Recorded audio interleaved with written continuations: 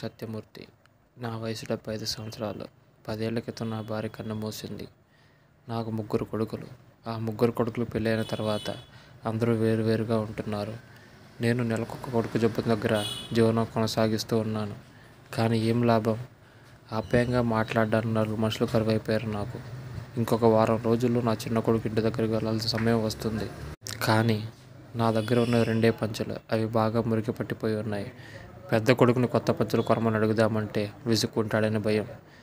పెద్ద కోడల్ని కనీసం పంచెలు ఉతకమ్మా అని అడుగుదామంటే గొడవకు సిద్ధంగా ఉంటుంది. ఇంక ఎవరిని ఇబ్బంది పెట్టడం ఇష్టం లేక, ఒంట్లో ఓపిక లేకపోయినా సరే నా పంచెలు నేనే ఉతుక్కొని జీవనాన్ని కొనసాగిస్తూ ఉన్నాను.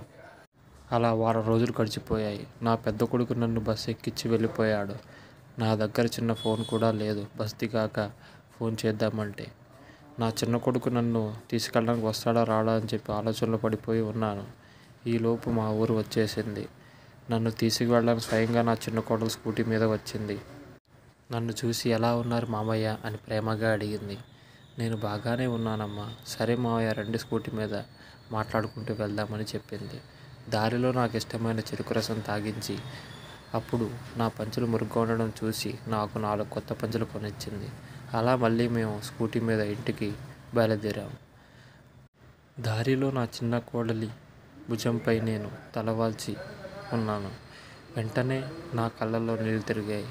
కూతుర్లా చూసుకునే కోడలుండగా ఎందుకు నాకు ఇన్ని కష్టాలు? ఏ కష్టం వచ్చినా సరే నా కోడలు చూసుకుంటుందని ధైర్యంగా ఉన్నాను. ఇంటికి వెళ్ళగానే నా కోడలను ఒక ప్రశ్న అడిగింది. మావయ్య గారు మిమ్మల్ని అక్కడ సరిగ్గా ఎవరు చూసుకోవడం లేదా? కనీసం మీ పంచెలు మాసిపోయి ఒక కొత్త పంచె కొనిస్తే ఏమవుతుంది మీ పెద్ద కొడుక్కి అని అడిగింది. అదేం లేదమ్మా, ఎందుకు నువ్వు అలా అడుగుతున్నావు? మీ పంచెను చూసి మావయ్య గారు చూడండి మీ పంచె ఎంత మురిగ్గా ఉందో. కనీసం ఒక పంచె కాదు కదా, కనీసం ఉతికే ఉద్దేశం కూడా లేదా? చెప్పండి, మీ బట్టలు మీరు ఉతుక్కుంటున్నారు కదా నేను గట్టిగా అడిగాను. లేదు అమ్మా, నా బట్టలు వాషింగ్ మిషన్లో పెద్ద కూడా వదులుతుంది, నువ్వేం కంగారు పడకు. లేదు మామయ్య, మేమేమి ఇక్కడికి ఏం లోటు చేస్తున్నామో చెప్పండి. మీరు ఇంకా మీ పెద్ద కొడుకు వెళ్ళాల్సిన పనే లేదు. ఇంకా మీరు ఉన్నంతకాలం మీరు మా దాంట్లోనే ఉండండి అని మా చిన్న కొడలు అనింది. మీకెందుకు లేమ్మా శ్రమ? ఏంటి మామయ్య, మేము మిమ్మల్ని చూసుకుంటూ సరిపోమా చెప్పండి అని అడిగింది. ఆ మాటలు వినగానే నా కళ్ళలో నీళ్లు తిరిగాయి.